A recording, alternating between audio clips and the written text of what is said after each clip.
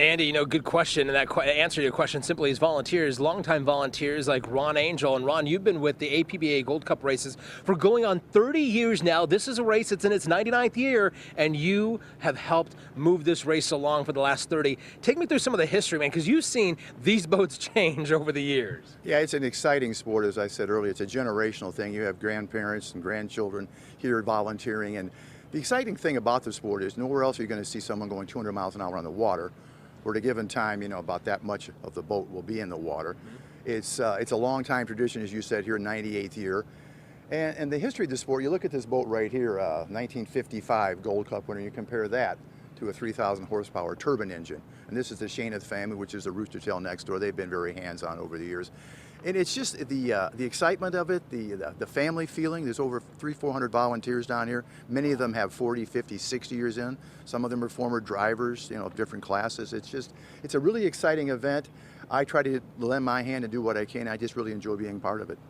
When you see this and you see the change and you see the other volunteers that have been down here, former drivers themselves, as you said, some more years invested in this than you, what goes through your mind, man? And this is a huge event. This is the oldest sporting event in the history of sports. So what goes through your mind when you think about it? I'm just glad that they're able to continue the tradition. I mean, a lot of things come and go, as we know. They have a cycle. We had Formula One in Detroit, and they were here several years and left. To have something 98 years and still going on, and to see people bringing the next generation, and the long-time commitment by a lot of people, new creative forces coming in, sponsorship, all the things that go on here. It's just really great to be a part of it, and I hope to be a part of it for more years to come. Yeah, your passion is definitely infectious. Ron Angel joining us live this morning. He's a longtime volunteer. Let's get to the information you need to know for all of you at home. The races begin shortly after 9 o'clock this morning, around 9:10. Then from 11 to noon, heats 3A and 3B will take place. And from noon to 1, the first ever air show happening here. Then an autograph session.